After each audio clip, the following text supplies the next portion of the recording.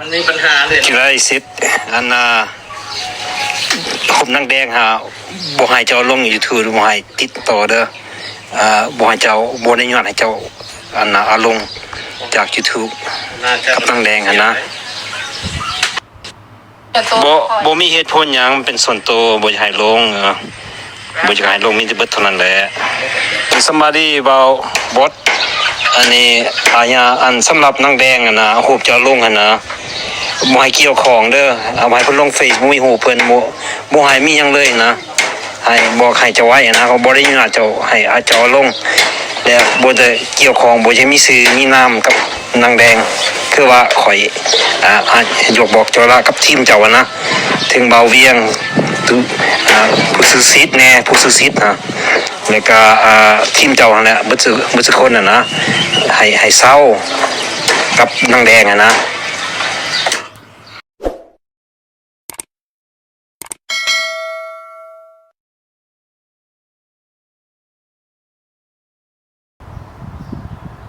ทักทายสบายดี FC ทุกท่านเด้อฮัลโหลเทศคือสิได้ยินเสียงคักอยู่ดอกเนาะทุกคนสบายดีพี่น้องก็ได้ไปทางใดทุกคนเลยเนาะช่วงนี้ก็ได้อยู่เฮือนคือทุกคนหูแล้วเนาะอยู่ซื้อข้าวซื้อน้ำเฮ็ดธุรกิจอยู่เฮือนพี่น้องเอ้ยบ่ได้แท้ฮอดหนวดเนาะ เฮ็ดคือโจรช่วงนี้ ก่อนอื่นเปิดกระกาศทักทายสบายดีเพราะว่าจะเป็นพ่อแม่พี่น้อง FC อยู่พังลาวพังไทยต่างประเทศเนาะโดยเฉพาะก็อยู่อเมริกาเด้อพี่น้อง FC ทั้งหลายพ่อหักแม่หักเอ้ยหักอยู่ทางพุ่นเนาะก็ขอให้อยู่ดีมีแฮงสุขภาพแข็งแรงเด้อ ทุกคนมื้อนี้ตุสิทธิ์กะสิออกมาเว้าขอเว้าอีกน้อยนึงพี่น้องเอ้ยเนาะกะมื้อนี้ตุสิทธิ์จะมาขอเว้าเกี่ยวกับเรื่องการที่ผู้ใดมีลูกมีหลานเนาะหรือว่าการที่ว่าเฮาสิเอาผัวเอาเมียกับคนไก่หรือว่าคนไก่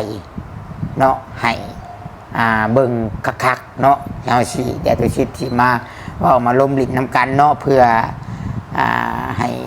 มีความรู้เนาะแต่หากถ้าว่าบางท่านที่ว่า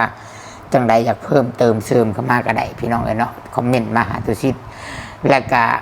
สิ่งที่ตุสิทธิ์อยากเว้าอีกเนาะยังคาใจอยู่พี่น้องเอ้ยเนาะขอเว้าอีกคิดว่าเป็นคลิปสุดท้าย3บาทให้พี่น้องเอ้ยเนาะเกี่ยวกับนางแดงพี่น้องเพราะว่าตุสิทธิ์เฮ็ดคลิปออกไปเมื่อวานนี้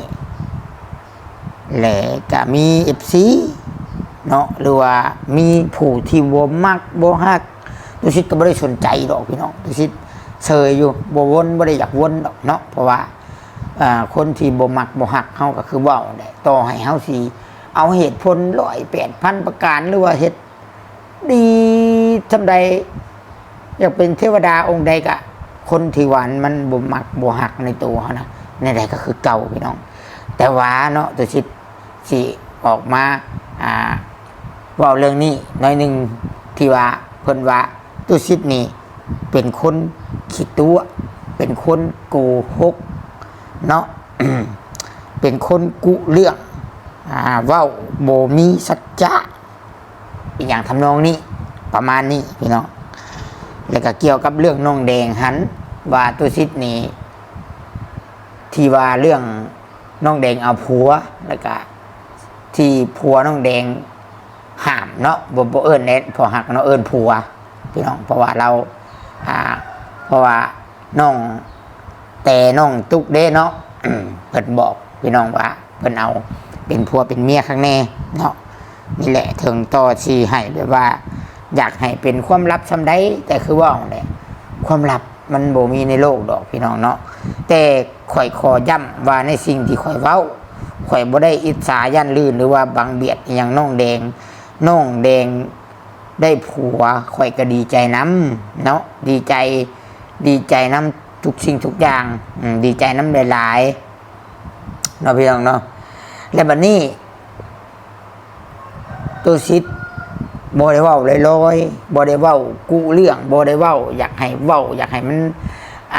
หรือว่าใส่ให้ป้ายสีภัยนะพี่น้องสิ่งที่ตัวซิดเว้านะก็คือว่าเป็นเรื่องจริงเนาะที่ว่า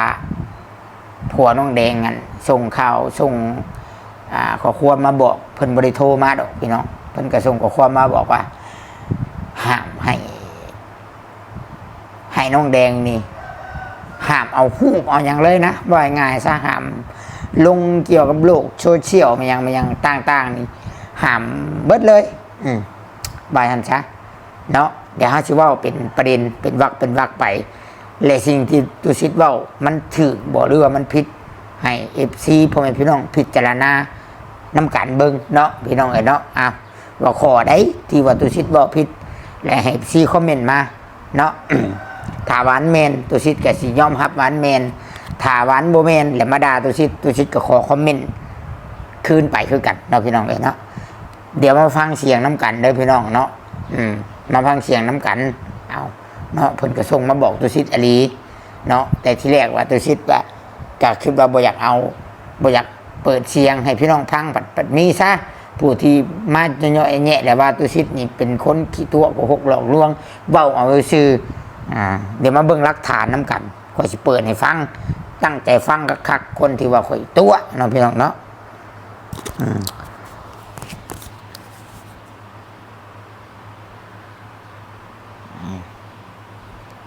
มันมีปัญหาเลย ที่ไรสิทธิ์ผมนังแดงบ่ให้เจ้าลง YouTube บ่ให้ติดต่อเด้อบ่ให้เจ้าบ่ได้ย้อนให้เจ้าเอาลงจาก YouTube กับนังแดงนะแต่ว่ามีเสียงสอดกับมาเนาะอาจจะเป็นเสียงของเบายัวเพิ่นว่ายันมันมีปัญหาข่อยก็อยากถามเบายัวอยู่ว่าปัญหาหยังเนาะอยากรู้ว่ามันปัญหาหยังเนาะคือว่าที่ผ่านมาทุกปัญหานี่ข่อยแก้ให้นางแดงนี้ถือว่าหลายเรื่องเลยตั้งแต่เบายัวนี่บ่มีบทบาทไม่หยังเลยเนาะข่อยก็ยังแก้ได้เด้อเบายัวเด้อคนเฮาน่ะถ้าล้มกันดีๆล้มให้มีเหตุผลหักแพงกันน่ะดีกว่าเนาะคันว่าเฮ็ดแบบมีเงื่อนงำหรือว่าปกปิดมันยังบางอย่างนี่บ่แม่นแต่ว่ายูทูบเบอร์ดอก FC หรือว่ามันยังเขาให้เพิ่นให้สงสัยนะพี่น้องว่าถ้าว่าบริสุทธิ์ใจแล้วเป็นหยังคือต้องอยากปกปิดมันยังบ่อยากให้ไผฮู้สินะความหมายนะได้เอาพังอีกเสียงหนึ่งพี่น้องเราส่งเสียงมาว่ายันมีปัญหาบ่อยากให้เอาหูปนางแดงมันยังขึ้นแล้วก็ก็ส่งไปคืนว่ามีอย่างน้อมีเวียกหยังค่อยส่งไปแบบนี้มันมีปัญหาเลยที่ไรสิทธิ์ผมนังแดงบ่ให้เจ้าลง YouTube บ่ให้ติดต่อเด้อบ่ให้เจ้าบ่ได้ย้อนให้เจ้าเอาลงจาก YouTube กับนังแดงนะบ่มีเหตุผลหยังมันเป็นส่วนตัวบ่อยากให้ลงบ่อยากให้ลงมีแต่เบิดเท่านั้นแหละบ่มีเหตุผลหยังเราพี่น้องเราบ่มีเหตุผลหยังเนาะและค่อยก็อยากฮู้อยู่ว่าเรามีสิทธิ์ตัวใดเนาะที่ห้ามเรื่องของน้องแดงนะหรือว่ามีสิทธิ์ที่ว่าเราเป็นผัวบ่เนาะพี่น้องเอ้ยเนาะเดี๋ยวจังล้มไปทีละเรื่อง แต่มีอีกเสียงนึงพี่น้องแต่ตุสิทธิ์สิเปิดให้ทุกคนได้ฟังเสียงตัวนี้นำเนาะsomebody about bot อันนี้สำหรับนางแดงนะรูปเจ้าลงนะบ่ให้เกี่ยวของเด้อเอาให้เพิ่นลง Facebook มีรูปเพิ่นบ่ให้มีหยังเลยนะให้บอกให้เจ้าไว้นะเขาบ่ได้ยินเจ้าให้เจ้าลงแล้วบ่ได้เกี่ยวของบ่จะมีชื่อมีนามกับนางแดงคือว่าข่อยยกบอกเจ้าละกับทีมเจ้านะถึงเบาเวียง ทุกผู้ซื้อซิดแน่ผู้ซื้อซิดนะแล้วก็ทีมเจ้านั่นแหละบ่คนน่ะนะให้เศร้ากับนางแดงนะsomebody เพิ่นว่าทุกคนก็ได้ยินนำกันเนาะนะบัดนี้ตัวชิดสิอธิบายในมุมในความคิดของตัวชิดก็คิดว่าทุกคนก็สิคิดคือกันพี่น้องเนาะเราออกมาแบบนั้นพี่น้อง เราออกมาแบบนั้นแหละเราว่าทีมงานเนาะแต่ละคนเอาเบาบอดเบาหยังเนาะแล้วก็เบาเวียงแล้วก็ผู้ซื้อซิดมันว่าเพิ่นบ่เอิ้นบ่าวเอิ้นหยังได้พี่น้องเอ้ยเบิ่งชงแล้วเพิ่นก็บ่ได้อยากให้เกียรติข่อยปานใดดอกเนาะก็บ่เป็นหยังถ้าว่าเจ้าบ่ให้เกียรติข่อยก็บ่ให้เกียรติเจ้าต่างคนก็บ่ได้ว่าหยังกันดอกพี่น้องเอ้ยเนาะแต่ให้คิดคักๆได้เจ้ามาลาวน่ะเจ้ามาแบบใดเนาะมาในนามหยังนักท่องเที่ยวบ่เจ้ายังเป็นคนลาวบ่มีบัตรลาวบ่เนาะ การที่ว่าคนต่างประเทศมาลาวนี่มาแบบใดเนาะพี่น้องเอ้ยแต่ถ้าว่าเฮานอนไปทั่วทิพย์นี่ก็ยังผิดได้ผิดกฎระเบียบได้พี่น้องสิบอกให้เนาะขอสิบอกให้เด้อเจ้าฮู้บอกกฎระเบียบลาวหรือว่าเจ้าบ่จักนอนทั่วทิพย์บ่ได้เด้อขอสิบอกให้ต้องนอนอยู่โรงแรมเด้อขอสิบอกให้เด้อไปนอนเฮือนนอนชานกลางบ้านบ่ได้ได้เป็นมันเกี่ยวกับความมั่นคงของชาติได้ขอสิบอกให้แล้วบัดนี้เนาะคือข่อยเว้านะยินดีน้ำนางแดงที่ว่าได้แห่งดีที่ว่ามีคนสิเอาไปเลี้ยงคือเอาไปเลี้ยงไปฮับเลี้ยงดูเลี้ยงเกลือคือหู้แหละนางแดงนะเราเฮ็ดหยังก็บ่เป็นซักเฮ็ดหยังก็บ่เป็นเฮ็ดหยังก็บ่เป็นเลยนะเนาะจนทุกอย่างเพราะว่ามันยังสิ่งที่ข่อยเว้านี่มันคือเรื่องจริงเพราะว่าข่อยไปสัมผัสมาก่อนกับนางแดงนะเนาะข่อยสัมผัสมาก่อนพี่น้องเอ้ยมาสัมผัสก่อนผัวแล้วอีกเนาะสัมผัสก่อนผัวแล้วสิมาผัวแล้วนี่ก็หู้จักนางแดงนี่ก็ย้อนซุ่มข่อยนี่เป็นคนไปถ่ายคลิปแรกๆทำอิดเลยนี่ไปถ่ายกับเขาตุกคำเบาเวียงเลยก็ยูทูบเบอร์ทั่วบันโคกไปถ่ายนะพี่น้องเอ้ยเนาะแต่ผัวแล้วนี่จะหูจักเล่านี่แล้วก็ข่อยคิดว่าที่ผ่านมาจนปัจจุบันนี่นะข่อยอยากว่าหนึ่งมานะข่อยสองมากกับเขาเบาเวียงบ่พอมีนี่แล้วก็ยูทูบเบอร์นี่ซอยนางแดงนะข่อยอยากว่ากลัวพี่น้องนะบางคนอีกจะไปหรือเพื่อกับเบิร์ดทุกคนนั่นแหละกับFCพันซอยนะข่อยกล้าว่าได้เต็มปากข่อยลดพี่น้องเอ้ยแล้วก็กลัวอีกผู้เจ้าว่าเป็นผัวนะหากมานะเลยเอานางแดงแต่ก็ห้ามนั่นห้ามนี่แล้วก็บ่อยากอันให้ภัยฮับหูปิดบังเรื่องนั่นเรื่องนี่นี่อันนี้สิขอเว้าเนาะ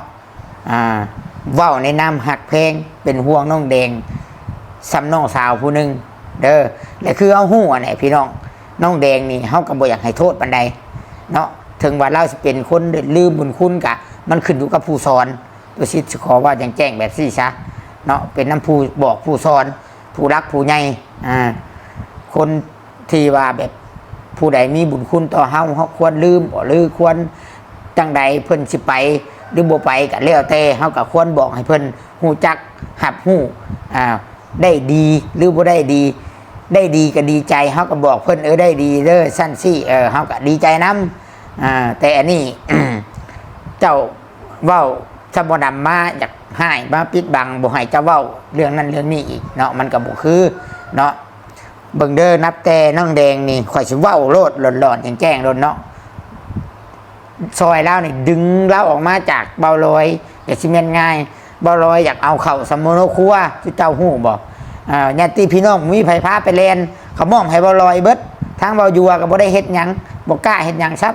เนาะมาเบาลอยก็ให้ซ้ำอีก ข่อยนี่เป็นคนแลนพาไปพานางแดงไปเอาสัมมโนครัวข่อยนี่เป็นคนแลนไปเส้นน้ำตำรวจอยู่เมืองเนาะเข้าหาตำรวจขี่รถข่อยนี่ไปเงินข่อยนี่ออกช่วงนั้นกะข่อยกันพอได้น้ำวิวเงินข่อยนี่ออกเลยกะบ่มีไผมาแบบว่านี่แต่ยูทูบเบอร์เนาะช่วงนั้นก็มีน้องพามีแล้วก็มีอันแล้วก็มีเบาเวียงแล้วก็มีข่อยนี่แล้วก็ช่วงที่ว่าเงิน8 ล้านซื้อไม้ได้พี่น้องเลยเนาะเรื่องนี้ก็ยังมีเงื่อนงำอยู่ตอนนั้นกับพี่น้องโยนไปโยนกันมาว่าบ่อยากให้ซื้อไม้อยากให้เก็บไว้เป็นเงินสดนะพี่น้องช่วงนั้นนะแต่วันก็ผ่านมาได้แหละอันนี้สิเราสู่พังนับแต่สัมโมโนครัวข่อยเอาไปขึ้นนางแดงผู้เดียวและสิ่งสำคัญนะสัมโมโนครัวมันขึ้นนะตอนนี้นางแดงยังขึ้นกับยายจรอยู่ได้พี่น้องเลยสัมมโนครัวน่ะข่อยสิเว้าซะไปหันมานี่นะคือนางแดงอยากไปห้องหมอนี่ก็ยังมาใส่สัมมโนครัวน้ำยายจรเนาะช่วงหนึ่งก็ยังเบิดปีนะปีนี้ยังได้ใส่น้ำยายจรนอกจากว่านางแดงสิมาแยกออกบัดนี่นอกจากว่าเขาทั้งนั้นสิมาแยกเฮ็ดเขาสิเฮ็ดแบบใดเฮ็ดเอานางแดงขึ้นสัมมโนครัวผู้เดียวบ่หรือว่าเอานางแดงขึ้นกับทางนั้นกะมูลมังมรดกสั่งกะสิตกไปทางนั้นหรือว่าใดแล้วแต่นะพี่น้องอันนี้ว่าพื้นที่ว่าข่อยซอยนะข่อยคิดว่าข่อยซอยนี่หลายและข่อยจังกล้าเว้าเนาะข่อยจังกล้าเว้าข่อยจังกล้าบอกว่าบุญคุณนั่นแหละที่ข่อยที่หลายๆคนซอยนั่นบ่อยากให้น้องแดงลืมแล้วก็ผู้รักผู้ใหญ่ก็ควรสอนให้น้องแดงเป็นคนใดเนาะคันถามบ่สอนต่อไปเขาก็สิลืมต่อไปเราก็สิลืมผู้ใดเลี้ยงเราเอาเราไปเลี้ยงแล้วก็ลืมบัดเราได้ดีกันสอนในใดมันก็สิได้นั้นพี่น้องก็มันนาอยากให้สอนในสิ่งที่ดีซะพี่น้องเนาะแต่บัดนี้นี่บ่จักเรื่องหน้าอีกข่อยนี่เล่นวิ่งเต้นไปหาในบ้านไปหาในบ้านข่อยนี่เอาหน้าเอาตาข่อยนี่เอาสิ่งที่ข่อยสร้างมานี่ข่อยก็ไปหาในบ้านไปหาเพิ่นกับบ่จักในบ้านนี่นึงมาเพิ่นก็เกรงใจทั้งพี่น้องทั้งแม่เพิ่นก็บ่อยากเฮ็ดแห้งบ่อยากเว้าแห้งแน่กับนึงมาเพิ่นกับหลายอันหลายอย่างบัดนี้เพิ่นก็อยากให้เขาเบาลอยเบิ่งแน่ทบิดแต่ว่าบ่ลอยบ่จักแนวใดบัดนี้บ่ลอยก็จักเป็นแนวใดช่วงนั้นก็เลย FC ก็อยากให้วิทย์ว่ายังไงอยากให้วิทย์แต่บ่ลอยข่อยนี่แหละซอยแล่นหันแล่นนี่พี่น้องทั้งนั้นใช้สิข่อยบอกตรงๆรถ100%กล้าเว้ารถถ้าบ่มีพวกข่อยนะถ้าบ่มียูทูบเบอร์ถ้าข่อยบ่ไปเล่นน้ำในบ้านมันยังให้นี่ในบ้านมานนย่างนี่จ้างน้องแดงก็บ่ได้คืนดอกทีหน้านะเขาสิรับเลี้ยงเอาเขาก็ให้อยู่หั่นนางแดงนะ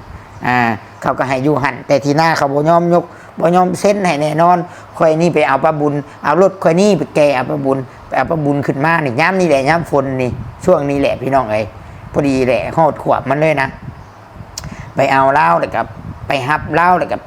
ไปเอาไปโทรหาพ่อบ้านแล้วกับมาเว้าควมกันทุกคนจื้อบ่4 เทื่อ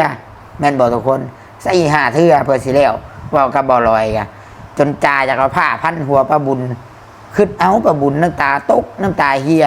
ซอยลานอยากให้ลานได้นะได้ให้ได้นาแล้วเป็นคนสัตย์ซื่อเห็นบ่พระอาจารย์จังซอยเล่าให้เราได้เฮือนได้ซ่านนะพี่น้องตุสิทธิ์กะซอยโอ้ยจักชีวาในใดเนาะเบิ่งเอาในหูในตาFCเอ้ยในการข่อยสิบอกรถลำพังนะอันแต่ข่าวบ่อยู่นะบ่มีทางสิได้นะให้หน้าของน้องแดงดอกน้องแดงกับบ่มีทางสิได้เมื่ออยู่พุ่นเมื่ออยู่แต่กะโตนะคำเจ้าสิเลี้ยงก็เลี้ยงเอาเราอะเบาลอยก็เว้าอยู่พี่น้องทั้งพี่เขาก็เว้าน้องแดงจากเมื่อลิ้นกับเมื่อแต่ให้หน้าตะกร้านี่บ่ได้มีสิทธิ์ขายบ่ให้เขาบ่ให้มาแล้วมาผู้ดีมาแบ่งขายหน้าบาทนี่เด้อพี่น้องมาแบ่งขายหน้าเนาะมาแบ่งขายหน้าตุสิทธิ์กับแลนอีกแลนเบ้าล้มให้น้ำพ่อบ้านให้เส้นให้แทกขายให้ขายก็ถึกอีกจบจนได้ขายอีกแล้วก็ซื้อท่อซื้อมียังมาที่แรกก่อนที่ว่ายังบ่มีเรื่องกะว่าสิเฮ็ดเฮือนตั้งเสาเฮือนเสายังให้ผู้ผัวแล้วนี่ขอยก็เคยล้มน้ำพี่น้องช่วงนั้นน่ะ ช่วงที่ว่ายังเพิ่นยังเอิ้นว่าเพิ่นเป็นพ่อฮักนะครับพี่น้องข่อยก็ว่าคันว่าฮักว่าแพงน้องแดงก็คือบ่สร้างเฮือนหยังให้เล่าอ่ะเพิ่นก็ว่าเพิ่นบ่มีเนาะข่อยว่าแนะนำว่าได้ก็สร้างเฮือนให้เล่าเนาะเทื่ออนาคตเทื่อเราอันอยากอยู่ผู้เดียวลาก็อยู่เรามีเฮือนนะเพราะว่าเสาเฮาก็ตั้งให้มันก็บ่มีนะพี่น้องเฮาก็บ่ได้ว่าหยังแต่ว่าคนบ่ได้สนิทดอกมีแต่เพิ่นส่งมาเพิ่นโทรมาเองพี่น้องช่วงนั้นน่ะช่วงที่วุ่นวายกันนะอู้อะไรย่างข่อยซอยนี่น้องแดงนี่ลายพี่น้องลายอหลีเนาะแต่พอแล้วเสียผู้ว่าอันซะลายอหลีน้องแดงนี่ข่อยว่ารถอันคันบ่มียูทูบเบอร์นะจักสิเป็นอะไรน้องแดงนี่ข่อยบอกรถพี่น้องเอ้ยให้หน้าตะกร้านี่ก็ยันบ่เรือพุ่นแหละเนาะจักสิไปทางใดแน่แหละเจ้าอันนี้เว้าสู่พังเนาะอยากให้ก็ให้อยากสร้างก็สร้างอยากเครียดก็เครียดโลดเนาะเพราะว่าข่อยเว้าในความเป็นจริงข่อยเว้าเรื่องจริงพี่น้องเนาะข่อยเว้าเรื่องจริงแล้วบัดนี้เฮา มาเว้าตัดไปประเด็นตัวนั้นบัดนี้ดีใจน้ำบ้านฉันเนาะข่อยดีใจน้ำน้องแดงนะดีใจน้ำไปหลายเนาะแห่งดีบัดนี้เนาะอันนี้หลายเรื่องเนาะที่ข่อยซอยคือว่ามาเนี่ยเรื่องสมนุครัวมันยังต่างๆคือทุกคนเห็นซอยหลายพี่น้องเอ้ยหลายอันหลายแนวพาไปห้องหมออีกพาไปห้องหมอแก้งกอกอีกก็เดี๋ยวว่าเราก็ไปน้ำเนาะช่วงนั้นขี่รถข่อยไปน้ำพี่น้องเอ้ยโมเมนต์เบาลอยครับสาวแก้วช่วงนะหลายอย่างที่ซอยนะที่ซอยน้องแดงนะหลายอย่างพี่น้องเอ้ยในบัดนี้นี่ตัดออกเรื่องเว้ามาเรื่องการช่วยเรือนี่เว้าอยากให้ผัวเราเข้าใจผัวเราฮู้เนาะว่าสิ่งที่ยูทูบเบอร์เฮ็ดเลยซอยนางแดงนะมันยิ่งใหญ่สำใดเนาะแต่บัดนี้นี่ถ้าว่าเป็นพี่เป็นน้องคือตุสิทธิ์เว้าเมื่อวานนี่เนาะเฮาต้องเบิ่งคักๆก่อนเนาะเฮาต้องเบิ่งคักๆการที่ลูกหลานเฮาสิเอาผัวเอาเมียเนาะโลกคู่มือนี่นะมันมีหลายอย่างเด้พี่น้องเอ้ยคิดเอาแต่ว่าขนาดอยู่ในโทรศัพท์นี่นะก็ยังตัวกันได้ตัวให้โอนเงินไปนี่คือได้พี่น้องเอ้ยเขาเอิ้นว่าแก๊งคอลเซ็นเตอร์นะเห็นบ่นั่นแบบนั้นก็ยังตัวได้นับภาษาอย่างแบบอันนั้นนะพี่น้องบางเทื่อก็เขาเอาเงินมาล่อเล็กน้อยมันเป็นการมันเป็นเกมของเขาอะนะเนาะอันนี้เว้าข่อยบ่ได้หมายถึงไผเด้อข่อยเว้าในเรื่องของข่อยบาดนี้พี่น้องเรื่องผัวเรื่องเมียและบัดนี้นี่ถ้าลูกสาวข่อยสิเอาผัวนะคือมาแต่ทางไกลไปนี่ข่อยแห่งสิสังเกตเบิ่งข่อยบ่พึ่งให้แต่งงานข่อยบ่พึ่งให้เอาข่อยบ่พึ่งให้นอนนำเนาะแต่เฮาก็ห้ามบ่ได้ดอกเรื่องนอนบ่นอนข่อยเฮาก็บ่ฮู้ดอกเพราะโลกมันยุคสมัยใหม่เลยเนาะเฮาห้ามข่อยบ่ได้แต่ว่าให้เอานี่บ่พึ่งก่อนเนาะเฮาต้องเบิ่งคักๆก่อนสังเกตก่อนบ่แม่นว่าคือตุสิทธิ์นี่สิบ่คิดใช้เรื่องเงินเด้สิบ่น่าเงินว่าง่ายๆสิบ่คิดว่าเงินเขาหลายได้จังซี่เพื่อสิหาได้เขามาแต่ต่างประเทศได้หั่นเอารถแล้วต้องคิดก่อนเนาะพี่น้องต้องคิดต้องสังเกตก่อนว่าผู้นี้เขามาจังไดเขามาแบบใดเนาะเขามาดีบ่หรือมาให้บ่แม่นว่า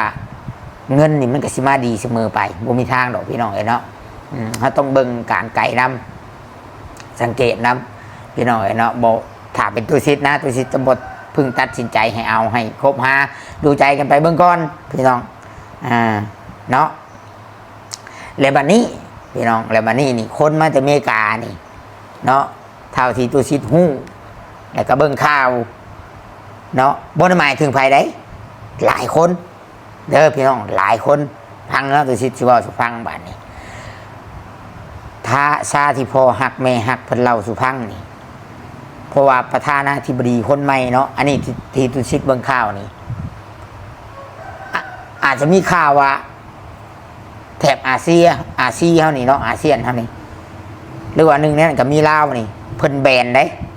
เพิ่นแบนแล้วแบบว่าในช่วงนี้นะเพิ่นมวยเข้าประเทศเพิ่นมวยเข้าประเทศเพิ่นวานซะถ้าหากว่าโมเมนต์คนประเทศเพิ่นถ้าหากว่าเจ้าบ่ได้ถือพาสปอร์ตหรือว่าเป็นคนสัญชาติอเมริกานะต้องให้เป็นคนลาวก็ตามเนาะ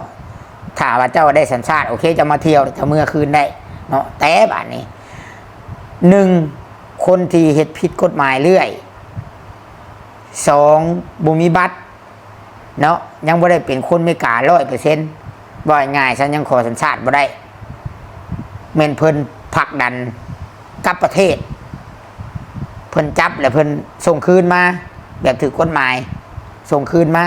สมมุติว่าเจ้าอยู่เวียดเพิ่นก็ส่งไปเวียดเจ้าอยู่ลาวส่งมาลาวคือลาวนี่ตอนนี้ส่งมาเลยไปอยู่เขาเอิ้นว่าไปอยู่ศูนย์เนาะศูนย์ที่เพิ่นส่งมาน่ะจะเป็นหลัก16หรือว่าหลัก17นี่แหละ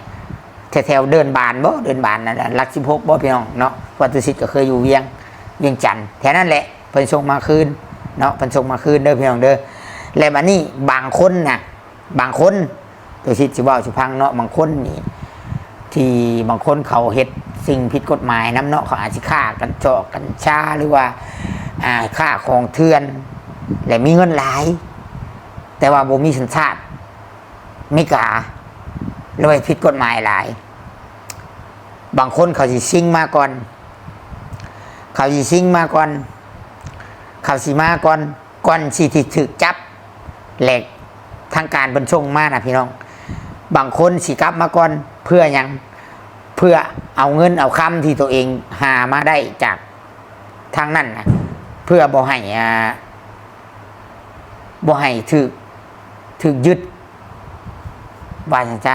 เพื่อบ่ให้ถูกยึดถูกทางอเมริกาเพิ่นยึดเอาเงินคืนคันว่าเงินหลายเกินไปบางคนก็มาก่อนบัดนี้พี่น้องบางคนก็มาก่อนมาบัดนี้ก็หาเอาลูกเอาเมียอยู่ลาวเพื่อยังบางทีบ่มีเฮือนบ่มีดินอยู่พี่ต้องหานะบัดนี้หาลงทุนเนาะแต่งเอาลูกเอาเมียจาก$1,000 $2,000บ่หรือว่า$500กันคนอยู่มันนอกมันหน้ากันทำนั่นก็ว่าเงินลายได้พี่น้องเอ้ยก็เอาได้ฮะเนาะแต่ว่าคันว่าคนดีกับโบได้ว่าอย่างดอกอันนี้ว่าสุพังสมุดสุพังบางคนเป็นคนบุรีได้สะพี่น้องเนาะคนบุรีได้สะบางคนดีเพิ่นประสงค์กลับมาได้ถึงทางอเมริกามันแบบนั้นบางคนก็เป็นหนี้เป็นชีนก็มีเพิ่นว่าเนาะบางคนน่ะยืมเงินมาเที่ยวไหนยืมมาไหนยืมมาตัวผู้แสนผู้สาวอยู่แล้วมีลายเด้อันนี้FCเด้เพิ่นเล่าสู่ฟังอันนี้ผู้เพิ่นอยู่อเมริกาเพิ่นฮู้จักเบิดพี่น้องบางคนน่ะเฒ่าแล้วมีลูกมีเมียอีกอยู่ผู้มีลูกมีเมียอีกอยู่อเมริกานะยืมเงินเทื่อละ10,000 20,000เหรียญบางทีน่ะยืมได้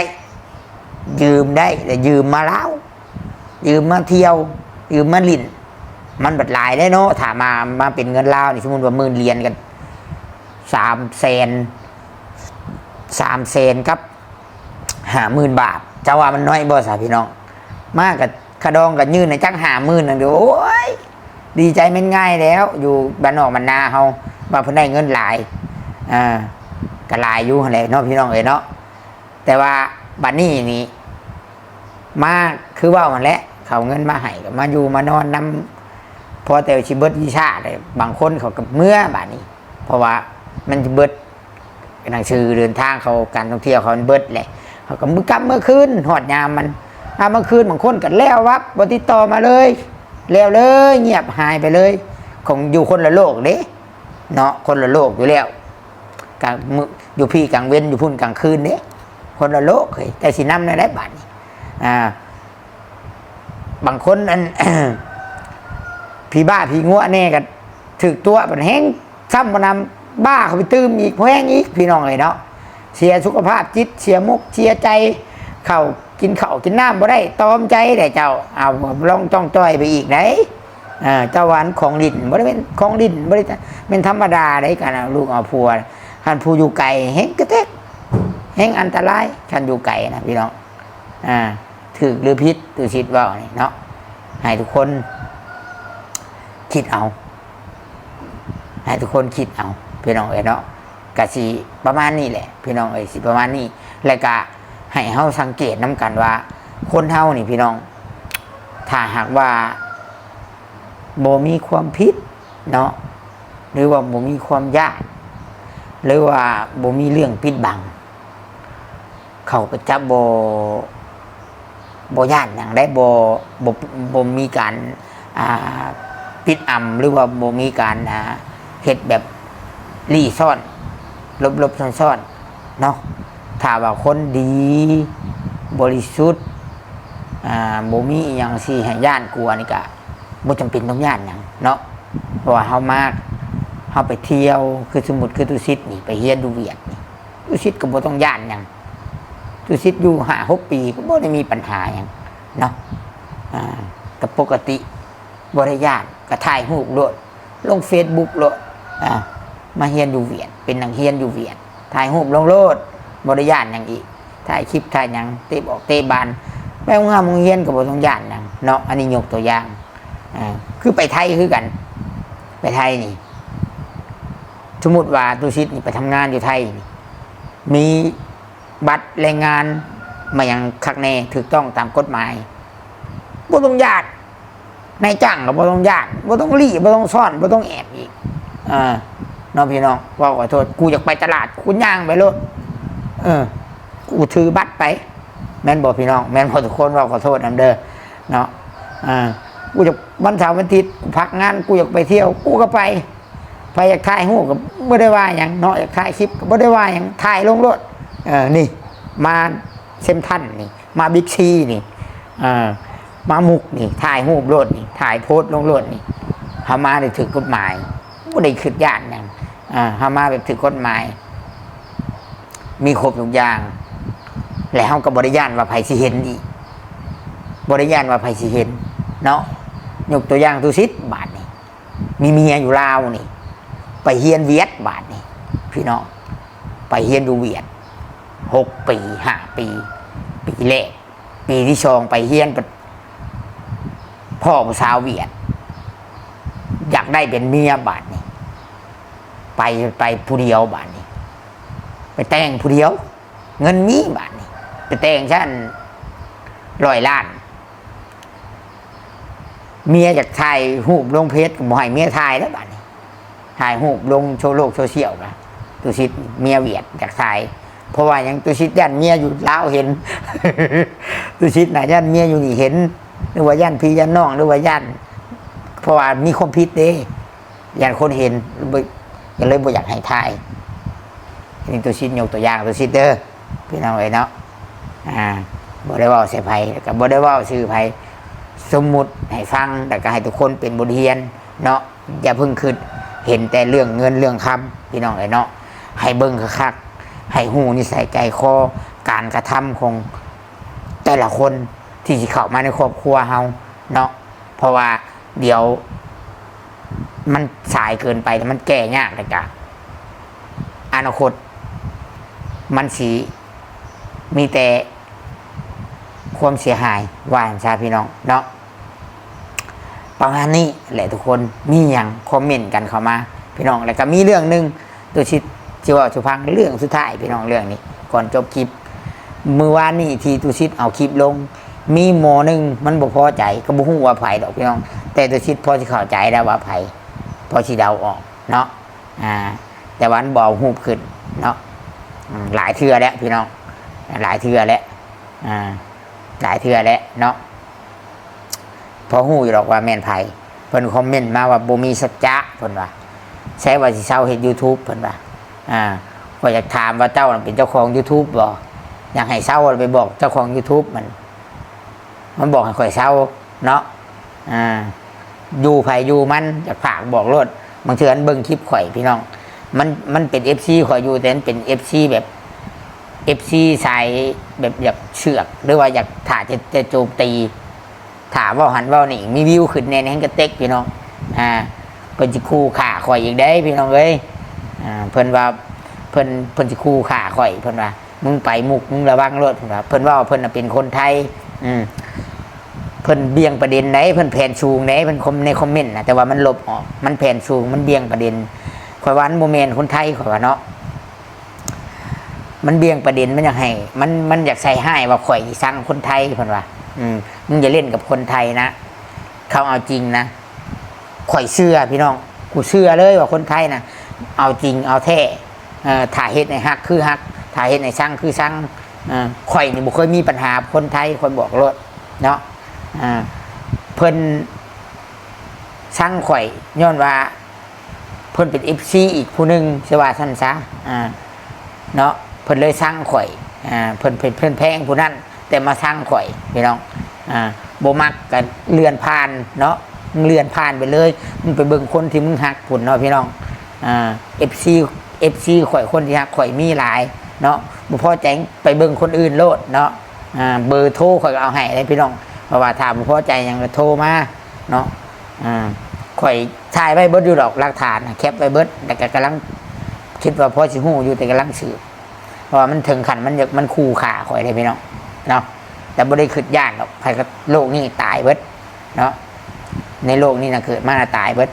แต่ให้ระมัดระวังแหละเนาะพี่น้องเลยคนเฮาคู่มือนี่เนาะคือปืนนั่นแหละมันก็บ่มีบอกเดียวปืนในโลกนี้มันก็มีหลายกระบอกพี่น้องเลยเนาะมีดยังคือกันแต่ว่าเพราะฉะนั้นน่ะอยู่ภัยอยู่มันดีที่สุดเนาะอย่ามาก้าวไกลกันเฮ็ดเวียกของไปของมันไปแล้วก็จบฝากไว้ให้คิดเนาะบางหักไปเบิ่งผู้นั้นเนาะถ้าสั่ง